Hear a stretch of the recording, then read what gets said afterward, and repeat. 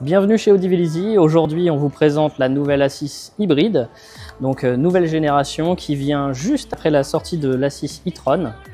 Donc celle-ci, c'est une 367 chevaux, la plus grosse motorisation aujourd'hui qu'on puisse avoir dessus. S-Line, très bien équipée. On va se détailler tout ça à l'intérieur.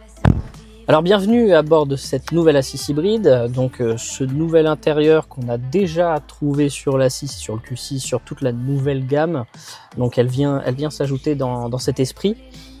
Celle-ci, elle a quand même un gros changement, c'est son intérieur beige, voilà, qui est quand même du plus bel effet dans cette livrée pour la S-Line, avec le rappel ici de l'éclairage lumineux, toujours cette grande dalle, ce troisième écran optionnel.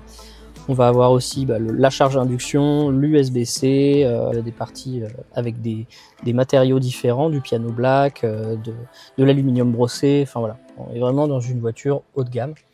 Celle-ci est équipée des 4 roues directrices, donc ça c'est quelque chose qu'on a sur les véhicules sportifs ou sur les all-road éventuellement.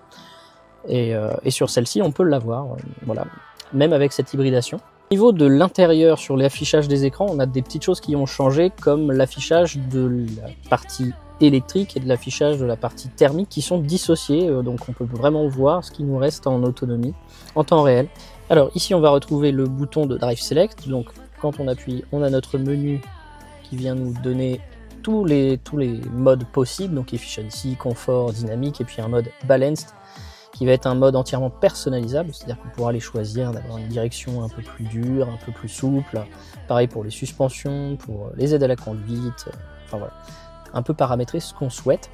Et aussi évidemment le lift de la voiture, puisque celle-ci, elle a les suspensions adaptatives, donc du coup on peut avoir un confort qui est encore accru.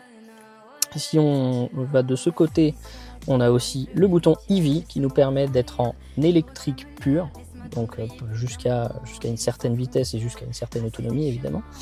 Et puis quand il n'est pas éclairé, là on est en hybride automatique, c'est-à-dire que la voiture va gérer en temps réel un pourcentage d'électrique et un pourcentage de thermique en fonction de vous, en fonction de la typologie de trajet, de la vitesse, de plein de choses. Donc dans les nouveautés de cet écran, on peut choisir aussi le niveau de batterie de charge souhaité, c'est-à-dire que vous pouvez arrêter votre charge à 80% ou plus, en fonction des typologies de trajet aussi que vous allez réaliser avec l'électrique.